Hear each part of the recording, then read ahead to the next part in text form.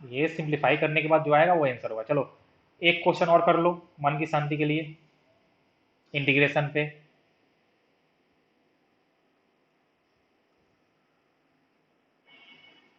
0 से π/2 cos theta D theta, जल्दी से जल्दी सब लोग।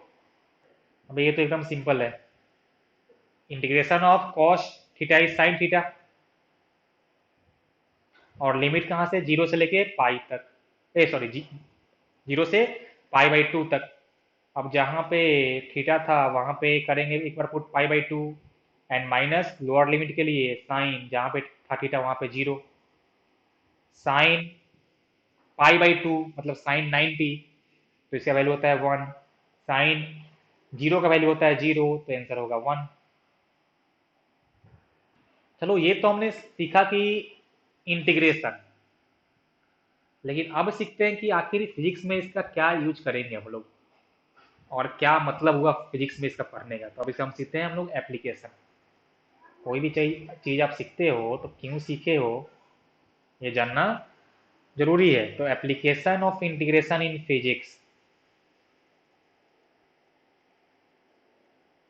और सबसे पहला बात, ये जो मेरे को, ये जो मेरा इंटीग्रेशन है ना, ये देता है समेशन, ये देता है तुम्हारा समेशन, ये एडिशन देता है, नथिंग बट एडिशन। अब सवाल उठता है कि ये समेशन कैसे देता है। ओके, समेशन कैसे देता है, वेरी गुड। और तुमने अगर, तुमको थोड़ा सा अगर आइडिया होगा तो तुमने समेशन का एक और सिंबल देखा होगा, कुछ ऐसा, ऐसा कि summation of X square I equal to 1 से आई इक्वल टू 10, और आई का वैल्यू आपको जो लेना है ऐसा कि 1 2 3 4 5 ऐसे ऐसे। क्या तुमने ऐसा कहीं समेशन का वो देखा है फॉर्मूला, ऐसा कहीं summation of sine X square I equal to 1 से लेके एक्स आई होता है यहाँ पे समेशन ऑफ एक्स आई। अबे तूने कहीं ऐसा देखा है समेशन का फॉर्मूला, देखे हो ना? हाँ, तो ये, हाँ ठीक है, देखो तो ये भी समेशन ही होता है, और ये इंटीग्रेशन जो तुम्हारा ये साइन होता है ये भी समेशन ही देता है।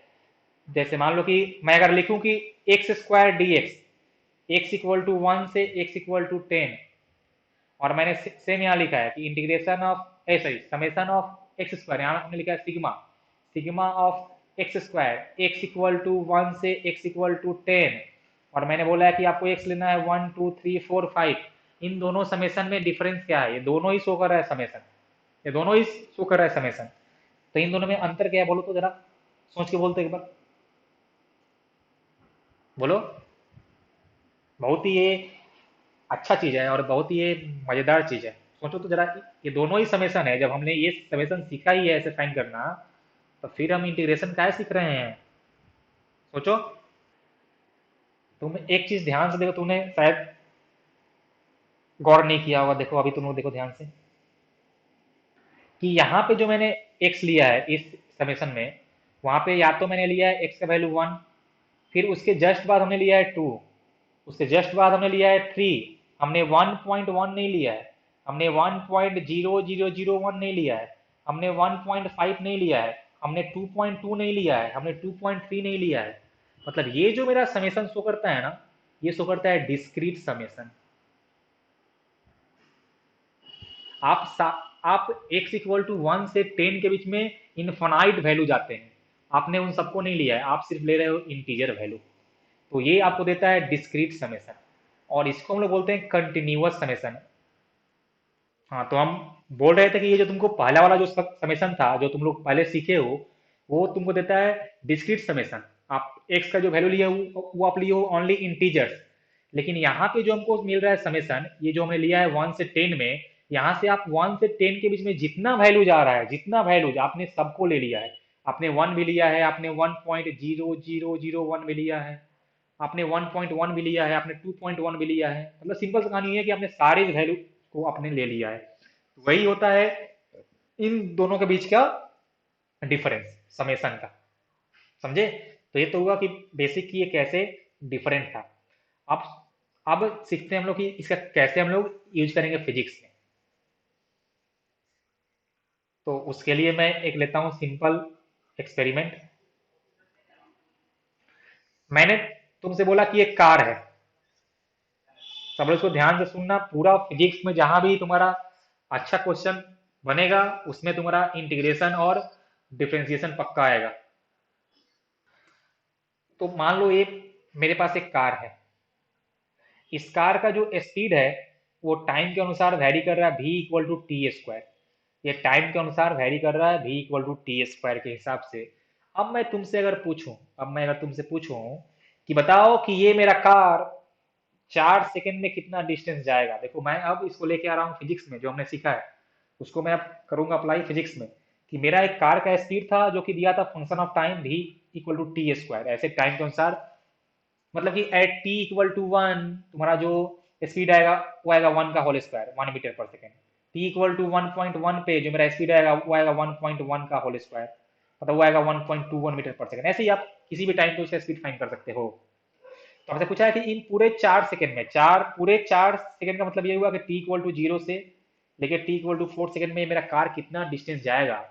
अब हमको पता है कि हमने सीखा है कि distance travel by car equal to speed into time. हमने सीखा है कि distance travel by a car equal to speed into time. Very good, बहुत अच्छा।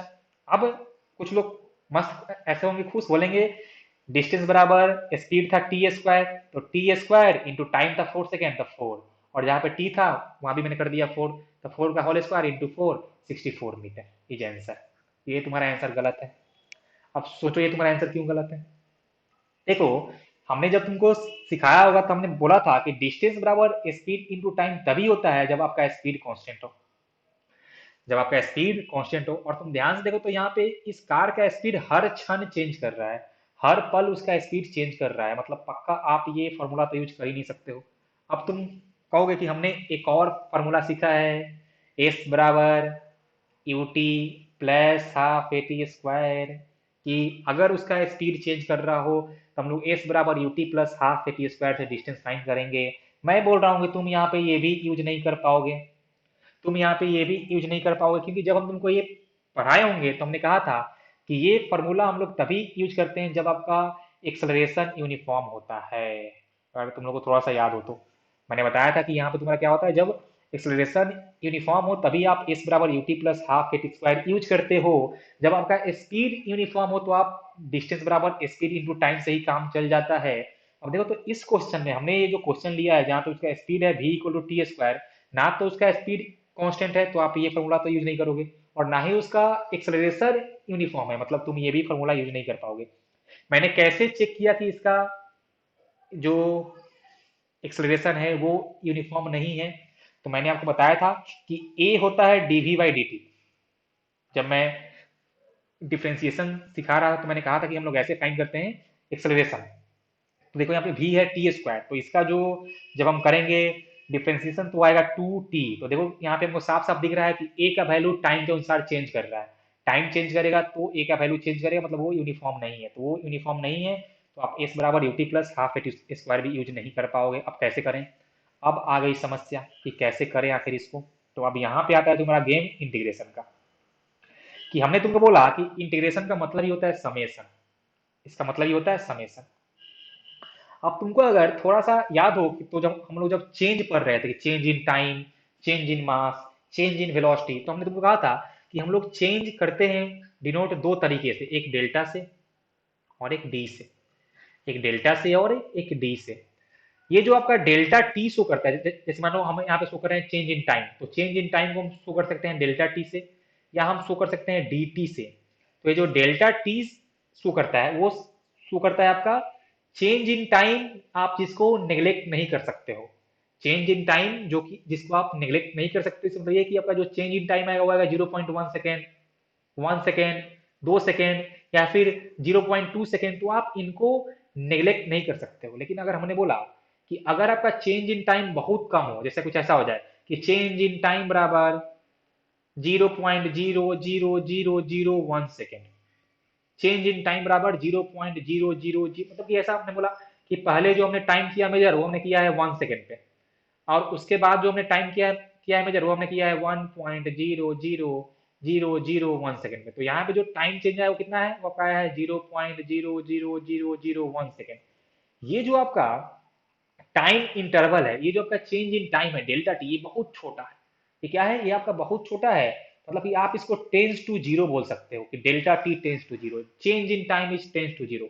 और मैंने कहा था कि जब आपका चेंज बहुत छोटा हो, जब आपका डेल्टा टी बहुत छोटा हो, टेंस टू जीरो हो, तो उस केस में हम लोग डेल्टा टी को लिखते हैं डी टी से। तो उसी केस में जो आपका चेंज है वो आपका आता है डी टी।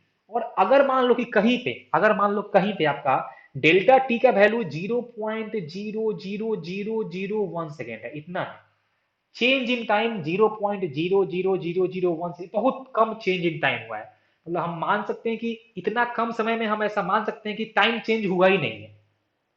इतना कम समय में हम मान सकते हैं कि मेरा टाइम चेंज हुआ ही नहीं है, क्योंकि इतना कम चेंज है कि मतलब कि हम इसको निग्लेक्ट कर सकते हैं। और अगर टाइम चेंज हुआ ही नहीं है, अगर टाइम चेंज हुआ ही नहीं है, मतलब ये जो अपना dt था, ये dt टेंस टू जीरो है, ये dt टेंस टू जीरो है, मतलब हम किसी पार्टिकुलर टाइम पे बात कर रहे हैं, हम किसी पार्टिकुलर टाइम पे बात कर रहे हैं, आपका चेंज इन टाइम बहुत कम है, इतना कम कि आप उसको चेंज मान ही नहीं सकते हो। तो हमने अगर उसको चेंज नहीं माना, अगर हमने उसको चेंज नहीं माना, तो ये जो dt था, ये आप मान सकते हो कि हम किसी पार्टिकुलर समय पे बात कर रहे हैं, और उस पार्टिकुलर चेंज इन टाइम में, या उस इस dt समय में, इस dt समय मान लो कि बहुत जब एकदम कम चेंज हुआ है dt, उसमें जो मेरा वेलोसिटी चेंज हुआ होगा वो भी, या जो आपका स्पीड चेंज हुआ होगा वो भी बहुत कम से चेंज हुआ होगा। इसका मतलब ये होगा कि हम अगर t इक्वल टू 1 पे फाइंड करें वेलोसिटी, तो कितना आएगा, तो आपका आएगा 1 मीटर पर सेकेंड। हम अगर t इक्वल टू 1.00001 पे फाइंड करें, तो भी ये लगभग 1 मीटर पर सेकेंड ही आएगा। मतलब इतना कम टाइम में मेरा स्पीड चेंज हुआ ही नहीं है। मतलब इतने कम समय में, इस dt समय में, इस dt समय के लिए हम लोग स्पीड को कांस्टेंट मान सकते हैं। हम इस dt समय के लिए स्पीड को कांस्टेंट मान सकते हैं। और अगर इस dt समय के लिए मेरा स्पीड कांस्टेंट था, तो उस dt समय में जो मेरा कार बहुत छोटा डिस्टेंस गया होगा, उसको मैं ds बोल सकता हूँ। कि उस dt समय में जो मेरा कार गया है डिस्टेंस ds, बहुत छोटा सा मेरा कार गया डिस्टेंस, हो गया है ds, और उस dt समय में कार का स्पीड चेंज नहीं किया होगा, तो उस स्पीड को मैं कांस्टेंट मान सकता हूं। तो उस dt समय के लिए मैं स्पीड इनटू टाइम यूज कर सकता हूं। मैं उस dt समय के लिए, छोटे वाले समय के लिए, जहां पे स्पीड बहुत कम चेंज हुआ, इतना कम चेंज हुआ कि मैं उस चेंज को मानता ही नहीं हूं, और अगर चेंज हुआ ही नहीं है तो मैं स्पीड को बोलूंगा कांस्टेंट था, तो मैं डिस्टेंस बराबर स्पीड इनटू टाइम यूज करूंगा, बस only for that time dt। अगर आपका टाइम थोड़ा सा भी अगर 0.1 सेकेंड से भी चेंज किया है, तो फिर आप ये फॉर्मूला यूज नहीं कर पाओगे। तो हमने माना कि उस dt समय में जो मेरा कार गया है बहुत छोटा डिस्टेंस ds गया है, और वो जो ds होगा आप उसको स्पीड इनटू टाइम dt लिख सकते हो। ये वो जो छोटा सा डिस्टेंस गया हो होगा ds, आप उसको स्पीड, उस समय पे जो स्पीड होगा, और इनटू dt, और उस समय पे जो स्पीड है वो आपका है ds, वो आपका है टी स्क्वायर। देखो हमको दिया था v equal to T square, तो हमने लिखा टी स्क्वायर डी टी। ये क्या हुआ, ये हुआ डी टी समय में, ये हुआ छोटा सा समय में, छोटा सा समय में जो वो डिस्टेंस गया होगा। लेकिन हमको यहाँ पे फाइंड करना है कितना, टी इक्वल टू जीरो से टी इक्वल टू जीरो से लेकर टी इक्वल टू 4 सेकेंड में, ये टाइम बहुत ज्यादा है। तो अब हम क्या करेंगे, ये जो अपना फॉर्मूला है, स्पीड बराबर, सॉरी, डिस्टेंस बराबर स्पीड इंटू टाइम, ये हम बहुत छोटे से समय के लिए ही यूज कर पाएंगे। तो अब एक ऐसा मन में तुम लोग के ऐसा एक स्ट्राइक करना चाहिए कि हम ऐसा क्यों ना, हम ऐसा करें कि जो हमने यहाँ पे टाइम लिया था एक बार t इक्वल टू 1 सेकेंड, फिर लिया था t इक्वल टू 1.00001 सेकेंड, क्यों ना हम ऐसा ही बहुत सारा टाइम इंटरवल ले लें, बहुत सारा, और फिर उस बहुत सारे छोटे छोटे टाइम इंटरवल में हम ये फॉर्मूला यूज करते जाएंगे, और फिर सबको ऐड कर देंगे, तो हमको जो टोटल डिस्टेंस है वो मिल जाएगा। हाँ बिल्कुल, आप ऐसा कर सकते हो कि आप ऐसे ही छोटा छोटा टाइम डिवाइड करते जाओ, छोटा छोटा टाइम आप उनको डिवाइड करते जाओ, और उस छोटे छोटे टाइम में आप ये जो फॉर्मूला है ds बराबर v इंटू डी टी, आप वो यूज करते जाओगे, फिर आपको उस छोटे छोटे टाइम गैप में आपको बहुत सारा इनफाइनाइट डिस्टेंस मिल जाएगा। और आपको अगर आप टोटल फाइंड करना है डिस्टेंस, तो सबको ऐड कर दो। हाँ बिल्कुल ऐड कर देंगे। ओके, अब सुनो, अब हम सबको ऐड कर देंगे, तो सबको हम अगर ऐड कर दिए तो हमको मिल जाएगा डिस्टेंस। ये मेरा इंटीग्रेशन वही काम करता है कि उसको छोटे छोटे टाइम में, जितना भी टाइम आपका आ रहा है, जितना भी आपका टाइम आ रहा है, छोटा छोटा टाइम वो सबको लेके वो ऐड करता जाएगा, सबको वो लेके ऐड करता जाएगा। अब देखो, तो अब आपको ये इंटीग्रेशन फॉर्म में आपको दिख रहा है कि इस छोटे से टाइम dt में वो गया होगा ds डिस्टेंस, हो गया होगा ds डिस्टेंस। अब हमको करना क्या है कि वैसे ही मैं बहुत सारा छोटा छोटा टाइम लूंगा और सबको ऐड करते जाऊंगा। मतलब कि हम कहना चाह रहे हैं कि आप उनका इंटीग्रेशन कर दो, आप उनका इंटीग्रेशन कर दो, मतलब कि आप कर दो यहाँ पे बोथ साइड इंटीग्रेशन। ds बराबर integration of T square dt, और कहां से कहां तक, t इक्वल टू लेके 0 से t इक्वल टू 4 तक। तो मैंने लोअर लिमिट डाला 0, अपर लिमिट डाला 4, बस अपना काम हो गया। अब देखो, जैसे ही मैंने ये लिमिट पुट किया, अब इंटीग्रेशन ऑफ ds क्या हो जाएगा, आपका s हो जाएगा, total distance. Integration of ds is s, total distance जो गया है। समेशन हमने कर दिया उसका, हमने उसका कर दिया पूरा समेशन कि ds का ds तो आपका हो गया total distance s equal to integration of T square, तो टी क्यू बाई 3, लिमिट 0 से लेके 4 तक पुट करोगे तो आंसर आएगा 64/3 metre. This is the answer. और मान के चलते हैं कि उस छोटे से टाइम में या छोटे से लेंथ में जो मेरा फिजिकल क्वांटिटी है वो वेरी नहीं किया होगा, तो वो अगर कांस्टेंट होगा तो कांस्टेंट के लिए जो फॉर्मूला था हम लोग वो यूज कर पाएंगे और फिर हमको उसको ऐड कर देंगे। अब यहाँ पे आप इसका डिस्क्रीट समेशन आप नहीं कर सकते थे कि discrete summation of T square T equal to लेके 0 से लेके आपका 4 तक, क्योंकि फिर आप लेते t equal to 1, t equal to 2, मतलब 1 से लेके 2 में जितना भी टाइम आएगा उसमें जो मेरा कार गया है डिस्टेंस आप वो नहीं लिए हो, तो इससे फिर आपका आंसर नहीं आता, आपका सही होता ही नहीं। तो इसलिए हम लोग यहाँ पे करते हैं कंटिन्यूअस वाला कि हाँ, आप कोई भी टाइम मिस नहीं किया, आपने हर टाइम लिया है। तो ऐसे हम लोग इंटीग्रेशन का एप्लीकेशन करेंगे फिजिक्स में कि ये समेशन कैसे शो करता है और उस समेशन का एप्लीकेशन कहाँ है। तो इस तरह का क्वेश्चन हम लोग फिजिक्स में सॉल्व करने वाले हैं। ये तो बस एक झांकी था कि इस तरह का क्वेश्चन अपना आने वाला है। ओके, चलो और भी देखते हैं कि ये इंटीग्रेशन क्यों इंपॉर्टेंट है। तुमको और भी आज बहुत सारा ज्ञान की प्राप्ति होने वाली है। चलो देखते हैं और क्वेश्चन करते हैं इससे। मैंने तुमसे बोला कि मेरे पास एक रॉड है। सब लोग ध्यान देना, कितना अच्छा चीज है ये सब, मैथमेटिक्स और फिजिक्स जहां भी मिलता है एकदम कमाल का चीज बनता है। ये रॉड है। आवाज कट रहा है, हम बोल रहे हैं कि देखना कितना खूबसूरत चीज तुमको अभी समझ में आएगा। जहां भी फिजिक्स और मैथमेटिक्स मिलता है वहां से खूबसूरत चीज सामने आता है। देखो, मैंने ये एक रॉड लिया है, रॉड का लेंथ हमने माना है एल और रॉड का मैंने मास माना है एम, और मैंने बोला है कि ये रॉड यूनिफॉर्म है। अच्छा, और मैंने ये थीन माना है, थीन यूनिफॉर्म रॉड। थीन यूनिफॉर्म रॉड का मतलब ये हुआ कि इसका जो मास डिस्ट्रीब्यूटेड है वो यूनिफॉर्मली डिस्ट्रीब्यूटेड है। यूनिफॉर्मली का मतलब ये हुआ इक्वल लेंथ में इक्वल मास होगा। यूनिफॉर्मली का मतलब क्या हुआ, इक्वल लेंथ में इक्वल मास होगा। अब देखो यहाँ पे मैं एक नया टर्म करता हूँ डिफाइंड, मास पर यूनिट लेंथ। मास पर यूनिट लेंथ, और इसको मैं लिखता हूँ लेमडा से।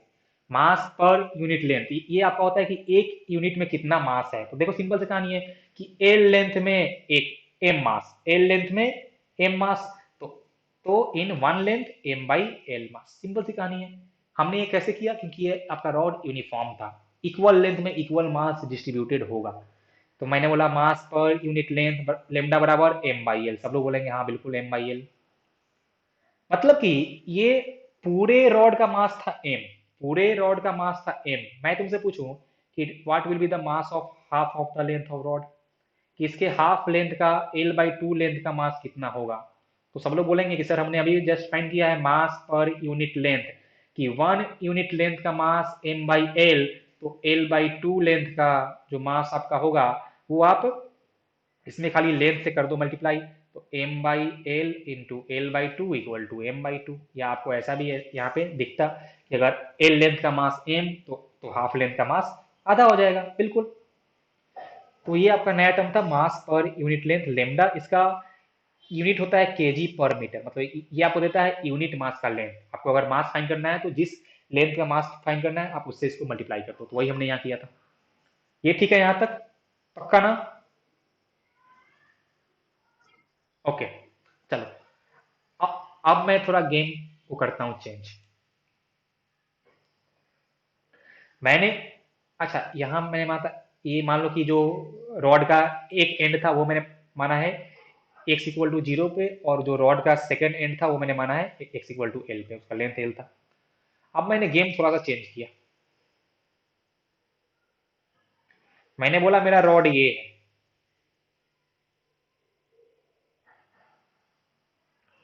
हो तो सकता है ना, बिल्कुल हो सकता है। मान लो ये मेरा रॉड है, इसका लेंथ फिर से एल है, इसका एक एंड है एक्स इक्वल टू 0 पे, इसका दूसरा एंड है एक्स इक्वल टू एल पे। अब मैं तुमसे पूछूं कि क्या ये रॉड यूनिफॉर्म रॉड है, बोलो तो, क्या ये रॉड यूनिफॉर्म रॉड है, जल्दी से बोलो।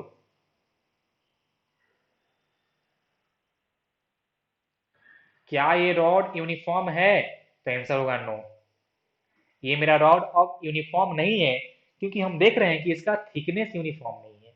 इसका थिकनेस यूनिफॉर्म नहीं है, इसका मतलब ये हुआ कि अगर इस पूरे रॉड का मास m था, अगर इस पूरे रॉड का मास m था, तो अब आप l/2 लेंथ का मास को आप m/2 नहीं बोल सकते हो। क्या मेरी बातें समझ में आई कि नहीं आई? देखो ये सिमिलर कहानी कुछ ऐसा है कि आपका अगर हर सब्जेक्ट में मार्क्स इक्वल आया है, तो आपका जो एवरेज वैल्यू आता है, आपका हर सब्जेक्ट का मार्क्स भी वही रहता है। लेकिन आपका हर सब्जेक्ट में इक्वल मार्क्स नहीं आया है, तो उस केस में आपका जो एवरेज वैल्यू होता है वो हर सब्जेक्ट के मार्क्स से बराबर नहीं होता है। सेम चीज यहाँ भी है कि यहाँ पे मेरा रॉड का थिकनेस यूनिफॉर्म नहीं है, मतलब कि जो उसका मोटाई है वो हर जगह इक्वल नहीं है। आप यहाँ पे साफ साफ आपको दिख रहा होगा कि जब हम एक्स इक्वल टू 0 से राइट साइड में हम जा रहे हैं, तो इसका थिकनेस क्या हो रहा है, इसका थिकनेस इंक्रीज कर रहा है। और सिंपल सी कहानी ये है कि इस बार अगर इस रॉड का मास m था, तो इस रॉड का हम लोग मास पर यूनिट लेंथ m/l नहीं लिख सकते, क्योंकि उसका मास पर यूनिट लेंथ यूनिफॉर्म है ही नहीं। आप जैसे जैसे उसके राइट साइड जा रहे हो, आपको दिख रहा है कि जैसे मान लो सिंपल सी कहानी क्या है कि मैंने मान लो कि अगर यहाँ पे लिया है 1 सेंटीमीटर इस तरफ, और 1 सेंटीमीटर मैंने यहाँ भी लिया है, तो क्या इस दोनों 1 सेंटीमीटर के लेंथ में मास सेम आएगा? क्या इस दोनों 1 सेंटीमीटर के लेंथ में मास सेम आएगा? तो आंसर होगा नहीं। इस दोनों कि 1 सेंटीमीटर लेंथ का मास सेम नहीं होने वाला, लेकिन जो हमने फर्स्ट केस लिया था वहां मास सेम होता, क्योंकि वहां पे मेरा रॉड यूनिफॉर्म था। यहाँ सेम नहीं होगा, यहाँ पे सेम नहीं होगा, क्योंकि आपका रॉड यूनिफॉर्म नहीं है। तो देखो इस तरह के क्वेश्चन में या इस तरह के रॉड में हम लोग कैसे करते हैं यूज। तो सुनो, आप समझो, चलो हमको एक क्वेश्चन दिया कि मास पर यूनिट लेंथ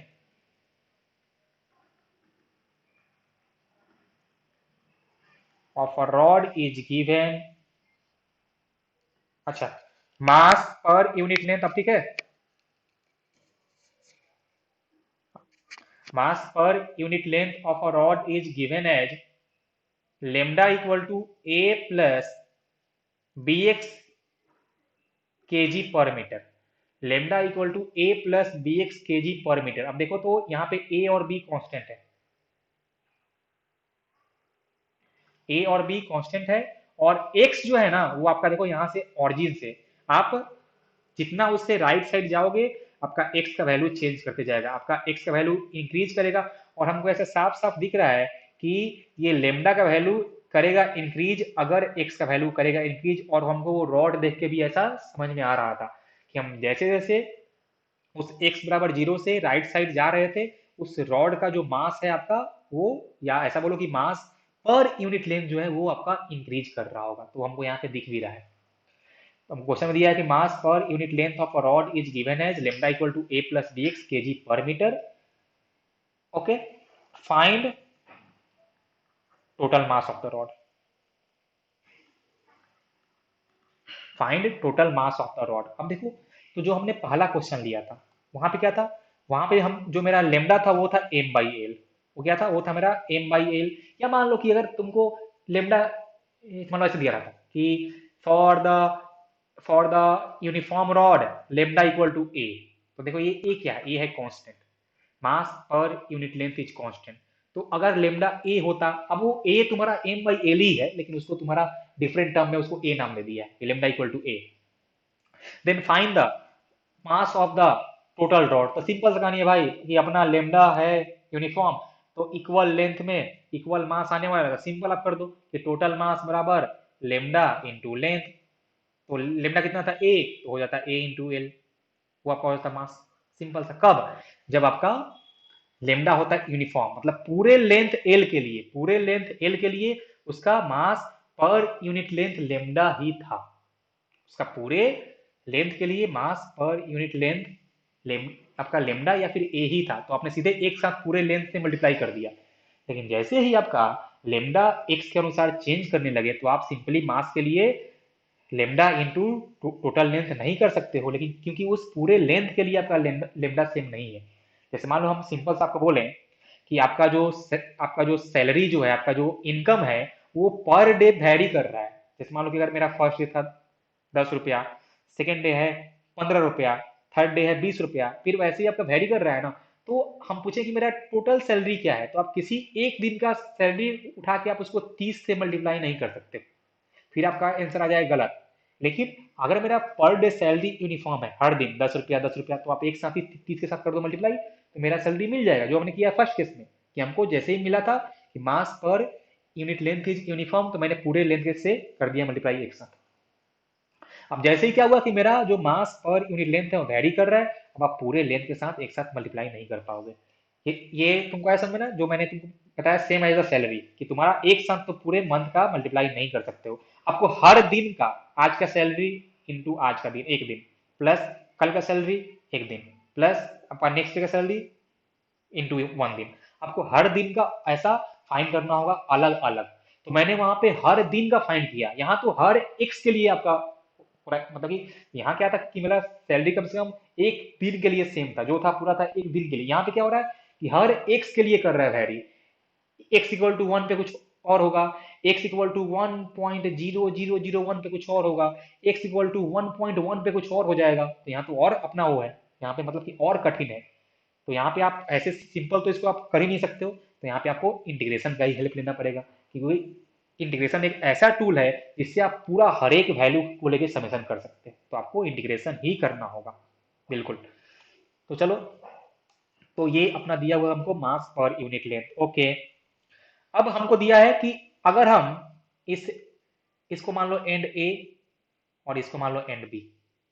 देखो, तो जो मेरा मास पर यूनिट लेंथ है वो एक्स के अनुसार वैरी कर रहा है, एक्स के अनुसार वैरी कर रहा है। मतलब कि जब हम इस एंड ए से एक्स डिस्टेंस राइट साइड होंगे, जब हम इस एंड ए से एक्स डिस्टेंस राइट साइड होंगे, तो वहां के लिए लेमडा ए है, वहां के लिए लेमडा ए है। जैसे ही हम वहां से थोड़ा सा भी गए आगे या थोड़ा सा भी गए पीछे, तो मेरा लेमडा फिर से चेंज कर जाएगा। Okay okay okay.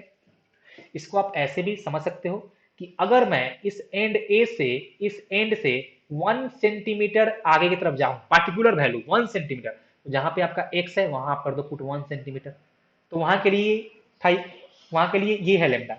आप अगर वहां से थोड़ा सा मूव किए आगे, तो आपका आएगा 1.001 सेंटीमीटर, तो वहां के लिए जो होगा लेमडा, तो जहां पे एक्स था आप वहां करो 1.001, तो आपको सब ऐसे करना पड़ता है। Okay okay okay.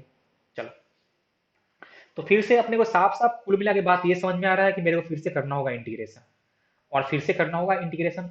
अब जैसे ही आता है इंटीग्रेशन, तो हम लोग करते हैं क्या कि हमको ये पता है कि अगर ये लेमडा कांस्टेंट होता, अगर ये लेमडा कांस्टेंट होता, तो फॉर अ गिवन लेंथ हम बोलते हैं mass equal to lambda into वो लेंथ, लेमडा इंटू वो लेंथ एल। लेकिन लेमडा वैरी कर रहा है, तो अब हमने क्या किया, अब हमने मान लिया एक छोटा सा मास एंड ए से, इस एंड ए से एक हमने छोटा सा लेंथ, एकदम छोटा सा लेंथ लिया dx। हमने छोटा सा लेंथ एकदम लिया है dx, मतलब एकदम कम है, इतना कम है, इतना कम है कि इतना कम लेंथ में आप मान सकते हो कि आपका लेमडा वेरी नहीं किया होगा। क्या मेरी बातें समझ में आई ना? इस ये जो आपका dx है, ये जो आपका dt है, हम इसको बोलते हैं इन्फिनाइटली स्मॉल लेंथ, या इन्फिनाइटली स्मॉल आपका टाइम बहुत कम है, इतना कम है कि आप वेरिएशन को आप निगलेक्ट कर सकते हो। तो हम मान सकते हैं कि इस dx लेंथ के लिए ये आपका लेमडा वेरी ही नहीं किया होगा। तो इस dx लेंथ का मास जो होगा, वो हमने मान लिया कि इस dx लेंथ का मास, तो mass of rod of length dx इस छोटे से लेंथ वाले एलिमेंट जिसका लेंथ dx है, उसका मास हमने मान लिया है dm, बहुत छोटा सा मास है dm। ओके, तो dm क्या होगा? अब देखो इस छोटे से लेंथ के लिए हम लोग मान सकते हैं कि मेरा लेमडा वेरी ही नहीं किया होगा, तो आप जो कांस्टेंट वाला फॉर्मूला था वो आप यहाँ पे यूज कर सकते हो। तो ये आपका आ जाएगा a प्लस बी एक्स, ऐसे लिखो, लेमडा इंटू डी एक्स, मतलब कि mass per unit length into length of the rod. और कितना है लेमडा? देखो लेमडा था a plus B x D X. अब देखो तो ये फिर से आ गया है in the form of integration. तो ये जो मेरा छोटा सा एलिमेंट था उसका मास आ गया ये dm। ओके, हमको फाइंड करना है पूरे रॉड का मास। तो पूरे रॉड के मास के लिए आपको करना होगा समेशन, तो हमने कर दिया इसका इंटीग्रेशन। मैंने मान लिया कि mass of the whole rod is integration of dm, तो ये आपका आ जाएगा इंटीग्रेशन ऑफ dm कितना था? a plus B x D x. ये मेरा आ गया इंटीग्रेशन। अब आपको यहाँ पे पुट करना होगा लिमिट। तो देखो x था क्या? x था कि ये जो हमने एक छोटा सा लेंथ का रॉड लिया था वो एंड ए से कितना डिस्टेंस पे है। तो ध्यान देखो कि ऐसे काफी सारे रॉड होंगे, ऐसे इनफाइनाइट रॉड होंगे, और वो रॉड स्टार्ट करेंगे यहाँ से और जाएंगे यहाँ तक, स्टार्ट करेंगे यहाँ से और जाएंगे यहाँ तक। मतलब कि हम ऐसे बहुत सारे रॉड लेंगे, यहाँ से स्टार्ट करके ऐसा ही यहाँ से, और सबको ऐड कर जाएंगे। मतलब कि जो x का वैल्यू स्टार्ट करेगा वो करेगा 0 से और जाएगा अप टू l तक। तो जो मेरा लिमिट होगा वो होगा x इक्वल टू 0 से लेके x इक्वल टू l तक। अब बस अब इसको कर दो इंटीग्रेशन। तो यहाँ पे टर्म था आपका ऐड वाला, तो मैं इसको कर सकता हूँ सेपरेट। तो integration of a dx plus integration of b dx, 0 से l, 0 से l, ये आपका a कांस्टेंट बाहर आ गया, integration of dx is x, 0 से l प्लस b, और यहाँ पे तो x था ना, यहाँ पे था बी एक्स डी एक्स, तो b कांस्टेंट बाहर आ गया, इंटीग्रेशन ऑफ x dx 0 से लेके l तक। ओके, देखो तो ये आपका आ जाएगा a, मैंने यहाँ पे किया पुट लिमिट, का हो जाएगा l माइनस 0, प्लस देखो यहाँ पे b और x का हो जाएगा integration x square by 2, limit 0 से लेके l तक। तो ये आपका हो जाएगा a इंटू एल, प्लस यहाँ देखो आ जाएगा b l square by 2। This is the mass of the rod in kg, this is the total mass of the rod. Homework ये है कि जो हमने फर्स्ट केस में लिया था रॉड जो यूनिफॉर्म था, तुम उसका मास फाइंड करना using integration method, using integration method. मैंने तुमसे बोला कि मेरे पास एक रॉड है जिसका लेंथ l था, ये रॉड अपना यूनिफॉर्म है, ये रॉड यूनिफॉर्म है, और इसका हमको लेमडा दिया है a, हमको इसका लेमडा दिया है a, और तुमको इसका फाइंड करना है पूरा मास, फाइंड मास। तो देखो सिंपल सा, यहाँ पे अगर लेमडा यूनिफॉर्म था तो तुम इसको एक साथ भी मल्टीप्लाई कर सकते हो, लेकिन हम चाहते हैं कि तुम इसको सॉल्व करना यूजिंग इंटीग्रेशन मेथड। फाइंड मास यूजिंग इंटीग्रेशन मेथड। बोलो तो क्या चेंज आएगा? चेंज कुछ नहीं आने वाला है, सारा चीज सेम होगा। जहां पे हमने लिया था डीएम, मतलब हम लोग फिर से लेंगे यहाँ पे एलिमेंट, इस एंड से x डिस्टेंस पे, इस एंड से x डिस्टेंस पे एक लेंगे एलिमेंट dx लेंथ का, इसको हम लोग एलिमेंट बोलते हैं, वो जो आपका थीन रॉड हमने लिया है एलिमेंट बोलते हैं उसको। इसका लेंथ है dx, x लेंथ पे हमको इसका फाइंड करना है मास dm। तो देखो क्या था फाइंड करने का तरीका, मास dm, lambda into D x, तो हमको यहाँ दिया है लेमडा a, तो a इंटू डी एक्स हो गया बस। अब हमको ये मिल गया dm, तो यहाँ से हमको करना है इंटीग्रेशन मास के लिए, टोटल मास बराबर integration of dm plus integration of a into D x, कहाँ से x बराबर 0 से लेके l तक, a कांस्टेंट हो गया बाहर, इंटीग्रेशन ऑफ dx 0 से l तक, integration of x is nothing but x, limit करेंगे पुट, तो देखो सिंपल तुम्हारा a इंटू एल ही तो आ जाएगा, जो कि आप सिंपली ऐसे भी फाइंड कर सकते थे। देख हमने चलो सॉल्व भी कर दिया।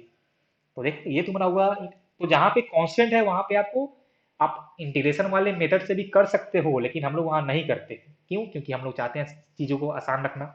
लेकिन जहां पे कांस्टेंट ना रहे वहां तो फिर आपको इंटीग्रेशन ही करना पड़ेगा, कोई और आपको तरीका है ही नहीं। चलो, तो ये हमने सीखा कि कैसे हम लोग समेशन वाला टर्म यूज करते हैं, और इस तरह का क्वेश्चन आपका फिजिक्स में आने वाला है, जो मैंने यहाँ पे ये मास वाला लिया है, वेरिएबल मास। हालांकि जो तुम्हारा होता है एग्जाम स्कूल वाला, वहां पे इस तरह के क्वेश्चन नहीं आते हैं, स्कूल वाले में ऐसे क्वेश्चन नहीं आते हैं, लेकिन कंपरेटिव वाले में के लिए तुम लोग ऐसे क्वेश्चन जानना, तो ही मतलब जहां भी अच्छा क्वेश्चन बनता है वहां भी तुम्हारा आता है ये इंटीग्रेशन जहाँ पे आता है क्वेश्चन तुम्हारा नॉर्मल स्कूल वाला, वहाँ पे सिंपल सा सब हो जाता है, उसमें कोई तकलीफ नहीं होता है। चलो इसका तुमको हम इंटीग्रेशन का एक और दिखाते हैं एप्लीकेशन। मेरे पास एक सर्कुलर डिस्क है, सर्कुलर डिस्क है, इसका रेडियस आर, इसका रेडियस कैपिटल आर। तुमको इसका फाइंड करना है एरिया।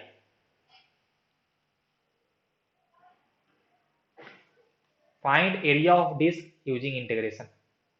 सबको आंसर पता है, आंसर सबको पता है कि आने वाला है एरिया पाई आर स्क्वायर।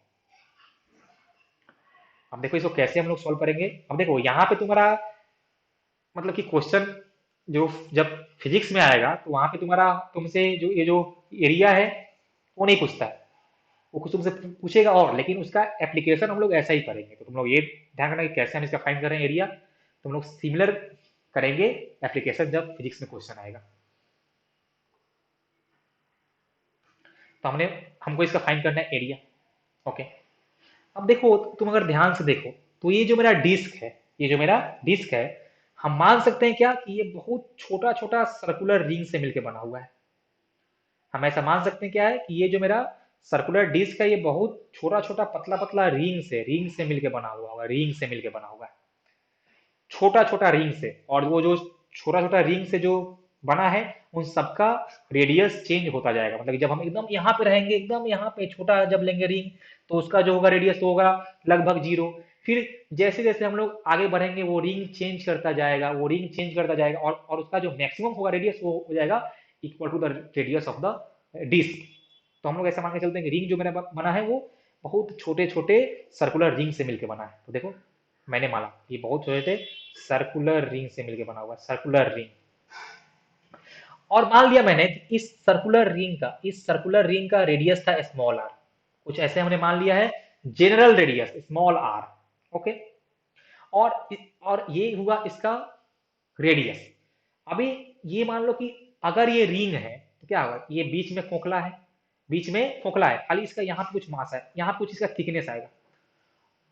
लेकिन जो आपका डिस्क होता है वो क्या होता है, उसमें आपका पूरा यहाँ पे मास है, क्या है वो आपका पूरा यहाँ पे मास है। इसका मतलब क्या कि ये जो थिकनेस वाला जो है ना, ये जो रिंग का थिकनेस है वही मिला है ऐसे। यहाँ एक और फिर से एक और आएगा रिंग, ऐसा रिंग आएगा, हाँ तो उसका तो ये होगा थिकनेस। एक फिर आएगा रिंग तो उसका ये होगा थिकनेस। तो ऐसे बहुत सारे रिंग का थिकनेस मिल मिल के आपका डिस्क बनने वाला है। तो हमने मान लिया कि इसका रेडियस आर था और इसका थिकनेस डी आर था। थिकनेस बहुत छोटा है, d r thickness, radius r, thickness d r. तो इस रिंग का जो एरिया होगा, area of the ring, area of the ring, तो क्या होगा, उसका पेरीमीटर इंटू उसका थिकनेस, मतलब 2 pi R into D R. Area of the ring is 2 pi R into D R, उसका पेरीमीटर इंटू उसका थिकनेस। अब ये इस छोटे से रिंग का एरिया है तो मैंने इसको मान लिया डी। हमको फाइंड करना है इस पूरे डिस्क का एरिया, तो ये पूरा डिस्क ऐसे बहुत सारे रिंग से मिलकर बना हुआ होगा। तो पूरे एरिया के लिए हमको इन सारे एरिया का समेशन करना होगा, इन सारे एरिया का इंटीग्रेशन करना होगा। मतलब हमको यहाँ पे करना होगा integration of 2 pi are D are. और आर कहाँ से होगा, देखो आर स्टार्ट होगा जीरो से और जाएगा कैपिटल आर तक। मतलब मेरा जो रिंग बन रहा होगा उस जो सबसे छोटा रिंग बनेगा उसका होगा रेडियस जीरो, और जो सबसे बड़ा रिंग बनेगा उसका होगा radius equal to the radius of the disc. Okay, देखो तो 2 पाई यहाँ से कांस्टेंट आ गया बाहर, integration of R D R zero से लेके आर तक, integration of R is R square by two, तो ये तुम्हारा हो जाएगा 2 pi R square by two, limit zero से आर तक। देखो तो यार तुम्हारा नथिंग बट आएगा pi R square. This is the area. है कि definite integration gives area under curve. देखो इसका मतलब क्या हुआ, जैसे मान लो मेरा एक फंक्शन है y जो कि x पे डिपेंड कर रहा है, तो y is a function of x, और इधर हमने लिया है x, मतलब हमने y वर्सेज x ग्राफ बना दिया। मान लो ग्राफ इसका ऐसा आया है, ठीक है। हम चाहते हैं कि ये जो मेरा ये जो मेरा y equal to f x का ग्राफ है वो यहाँ पे x equal to x one से लेके x equal to x two तक ये कितना एरिया फॉर्म किया है। हमको ये जो सैडेड पार्ट है ना, हमको इसका एरिया फाइंड करना है। हमको ये सैडेड पार्ट वाले का एरिया फाइंड करना है। तो इसको हम बोलते हैं area under y x curve. मतलब कि वो जो वाई वर्सेज वो जो वाई वाला जो फंक्शन था उसका जो ग्राफ आया है और जो मेरा एक्स एक्सिस है उसके बीच में कितना एरिया बना है बिटवीन x1 एंड x2। तो अगर मेरे को ये एरिया फाइंड करना, अब मान लो कि अगर यहाँ पे ट्रायंगल होता, सर्कल होता, तो हम लोग आसानी से एरिया फाइंड कर लेंगे। लेकिन अगर मान लो कि मेरा कुछ जो कर्व है वो कुछ ऐसा हो जाए और तुमसे पूछे एरिया ये बताइए, अब ये जो मेरा कर्व हो सकता है कि ना तो मेरा ये ये ना तो तुम्हारा ट्रायंगल है ना तो सर्कल है, लेकिन तुमको फाइंड करना है एरिया, तो फिर तुमको आ जाएगा आंधी। तो वहां पे हम लोग करते हैं यूज इंटीग्रेशन का, कि हमको अगर इस एरिया का वैल्यू फाइंड करना है, हमको अगर इस एरिया का वैल्यू फाइंड करना है तो बस हम लोग सिंपल करें क्या, इंटीग्रेशन ऑफ ये वाई जो फंक्शन था, इंटीग्रेशन ऑफ वाई डीएक्स, और जिसके बीच में तुमको फाइंड, देखो हमको फाइंड करना था यहाँ से x1 से लेके x2 तक, तो हम लोग कर देंगे लिमिट x1 से लेके x2 तक, और यही कर दे देगा एरिया। सिंपल सी कहानी है। मतलब कि अगर ये मेरा ग्राफ होता y equal to x square का, हालांकि ये है नहीं, लेकिन अगर मान लो कि अगर होता, चलो भाई अगर तो ये है नहीं तो इसको तुम मत लिखो, नहीं तो तुम लोग को कुछ ऐसा हो जाएगा कंफ्यूजन। मान लो कुछ ऐसा है, कुछ ऐसा है, कुछ ऐसा है, कुछ ऐसा भी है, मान लो X square plus B x plus C, कुछ ऐसा एक ग्राफ है, ये इस फंक्शन का ग्राफ है y equal to x square plus B x plus C का, और तुमको फाइंड करना था कि ये जो मेरा कर्व है ये x1 x2 के बीच में, ये अपने कर्व और इस x एक्सिस के बीच में कितना एरिया ये बनाया है, मतलब सिंपल सा हमको ये एरिया फाइंड करना है। तो हम लोग इसका कर देंगे इंटीग्रेशन, तो integration of a x square plus B x plus c d x x1 से लेके x2 तक, तो वो हमको मिल जाएगा एरिया। अब यहाँ पे तुम लोग एक बात और ख्याल रखना कि इंटीग्रेशन से जब हम लोग एरिया फाइंड करते हैं, तो जैसे मान लो कि जो मेरा ग्राफ था कुछ अगर ऐसा रहा, मान लो मेरा ग्राफ ऐसा है, यहाँ पे है x1 और यहाँ पे था x2, और हमको ये पूरा एरिया फाइंड करना है, ये हमको सैडेड पार्ट का एरिया फाइंड करना है। तो हम अगर इसको इंटीग्रेशन मेथड से फाइंड करने गए, तो हमको मान लो कि हम अगर इसको इंटीग्रेशन मेथड से फाइंड करने गए तो हम लिखेंगे कि integration of F x D x x1 से लेके x2 तक। अब देखो ये जो इंटीग्रेशन वाला एरिया है, ये जो एरिया इस एक्स एक्सिस के ऊपर है उसको वो लेता है पॉजिटिव वैल्यू में, और जो इसके नीचे है उसको वो लेता है निगेटिव वैल्यू में। मतलब ये जो आपने इंटीग्रेशन किया है वो आपको विथ साइन मिलने वाला है, समझ में आया ना। ये जो आएगा एरिया ऊपर उसको वो लेगा प्लस में, और जो नीचे एरिया है उसको वो लेगा माइनस में। तो आपको जो इंटीग्रेशन से जो नेट एरिया मिलेगा वो आपको मिलेगा a1 माइनस a2, वो जो एरिया मिलेगा वो मिलेगा a1 माइनस a2। अगर मेरा ग्राफ एक्स एक्सिस के ऊपर था तो फिर आपको प्लस में ही मिलेगा, वो आपको प्लस में ही देगा वैल्यू। लेकिन अगर वो एक्स एक्सिस के नीचे भी आया था तो फिर ऊपर वाले को लेगा प्लस में, नीचे वाले को लेगा माइनस में। लेकिन आप अपने मन में अभी ये सेट कर लेना कि डेफिनेट इंटीग्रेशन जो, अपने मन में तुम लोग ये सेट कर लेना कि ये जो डेफिनेट इंटीग्रेशन है वो देता है एरिया अंडर अ कर्व। ठीक है, इसका मतलब ये हुआ कि मान लीजिए हम लोग जब आगे फिजिक्स पढ़ेंगे तो वहां पे आएगा वेलोसिटी वर्सेस टाइम का ग्राफ, वेलोसिटी वर्सेस टाइम। तो मान लो कि मेरा अगर वेलोसिटी वर्सेस टाइम का ग्राफ कुछ ऐसा था और हमको इसके अंडर एरिया फाइंड करना है, तो सिंपल हम, और मान लो कि मेरा कुछ ऐसा था कि velocity equal to t cube minus three t, और हमको फाइंड करना था एरिया 1 सेकेंड से 2 सेकेंड के बीच में, तो हम लोग सिंपल करेंगे इसका integration, integration of t cube minus three t d t, t equal to 1 से टी इक्वल टू 2 तक, तो हमको पूरा वो एरिया मिल जाएगा। अब तुमको अगर क्लास 9 से थोड़ा सा आइडिया हो कि area under velocity time graph gives distance and displacement, मतलब कि हम जब फिजिक्स में पढ़ेंगे, हम जब फिजिक्स में जाएंगे तो वहां पे मेरे को वेलोसिटी टाइम ग्राफ आएगा और हम फाइंड करेंगे एरिया, उसका एरिया फाइंड करके हम लोग वहां से उसका फाइंड करेंगे डिस्प्लेसमेंट और डिस्टेंस, वहां पे एप्लीकेशन होगा इसका। तो आप अगर उसका डेफिनेट इंटीग्रेशन भी फाइंड कर लेते हो तो आपको एरिया मिल जाएगा। देखो ये दो क्वेश्चन हमने लिया है, दोनों में तुमको इस सैडेड पार्ट का एरिया फाइंड करना है। अब सब लोग ध्यान देना कि ये जो मेरे को इंटीग्रेशन से एरिया मिलता है, ये मिलता है एक्चुअल में जो हमने ग्राफ बनाया है, एंड बिटवीन एक्स एक्सिस, मतलब कि हमको ये एरिया इधर का कुछ नहीं मिलने वाला है। देखो मैं इसको एक बार करता हूँ, इधर का हमको कुछ एरिया नहीं मिलने वाला है, आपको मिलेगा इस ग्राफ और इस एक्स एक्सिस में, ये जो एक्स एक्सिस में जो बना है एरिया आपको वही मिलता है। अब ध्यान से देखो तो पहले केस में हमने एक लिया है straight line y equal to x plus 3, और आपको फाइंड करना है कि ये एरिया कितना फॉर्म हुआ है सैडेड पार्ट का, और हमको दिया है कि यहाँ पे x बराबर 0 है, यहाँ पे x बराबर 2 है।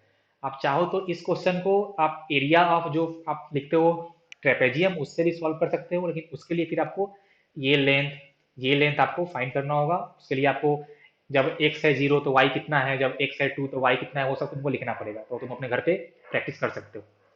फिलहाल हम जा रहे हैं इसको बताने यूजिंग इंटीग्रेशन मेथड। तो पहला वाला हम खुद करते हैं सॉल्व, सेकेंड वाला तुम लोग करना खुद से। ओके, तो देखो हमको फाइंड करना है एरिया, तो हमने क्या लिखता है integration of y d x, integration of y d x, और कहाँ से x इक्वल टू 0 से लेके x इक्वल टू 2 तक। तो जहाँ पे y था मैंने वहाँ पे लिख दिया x प्लस 3, और यहाँ पे आ गया dx, और x इक्वल टू 0 से लेके 2 तक। अब हमको इसका करना होगा इंटीग्रेशन, तो मैं इसको कर लूँगा separate, x dx plus 3 integration of dx, कहाँ से कहाँ तक, लिमिट 0 से 2 तक, 0 से 2 तक, 0 से 2 तक। इसका हो जाएगा एक्स स्क्वायर बाई 2, 0 से 2, 3 इसका इंटीग्रेशन x 0 से लेके 2 तक। अब यहाँ पे पुट करो लिमिट, तो 2 का स्क्वायर 4, 4 बाई 2 2 प्लस 3 इंटू 2, तभी आपका आने वाला है 8 स्क्वायर यूनिट। ये आपका था एरिया, तो आप लिखना 8 स्क्वायर यूनिट। ओके, तो यह हमको मिल गया इसका एरिया। ठीक है, ये हमको मिल गया इसका एरिया। आप इस क्वेश्चन को तुम लोग खुद से सॉल्व करना एक बार, जो आप लोग क्लास 9-10 में करते हो, एरिया ऑफ ट्रेपेजियम। और तुम लोग ये अभी जो सेकंड क्वेश्चन है वो खुद से करो सॉल्व जल्दी से। तो चलिए, अपना सेकंड क्वेश्चन था function y equal to x square, तो इसका एरिया फाइंड करना है। सिंपल लेंगे क्या, इंटीग्रेशन ऑफ y dx, या फिर आपका y था एक्स स्क्वायर, तो हो जाएगा एक्स स्क्वायर dx, और लिमिट 0 से लेके 2 तक। और इसका जो आएगा इंटीग्रेशन हो जाएगा एक्स क्यू बाई 3, 0 से 2 तक। मैंने पुट किया लिमिट, तो आ जाएगा 2 का पावर 3 बाई 3 माइनस 0, तो यहाँ से आंसर आएगा 8 बाई 3 स्क्वायर यूनिट। तो ये हो गया आंसर। तो आज हमने सीखा एप्लीकेशन ऑफ इंटीग्रेशन। इसमें इसका एक और होता है, एक और इसका एप्लीकेशन है फाइंडिंग एवरेज वैल्यू।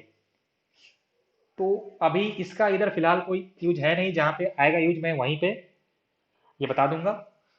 और फिर इतना से अभी अपना काम चल जाएगा। तो नेक्स्ट क्लास में हम लोग फिजिक्स का पहला चैप्टर स्टार्ट करेंगे, सिग्निफिकेंट फिगर एंड मेजरमेंट्स वगैरह।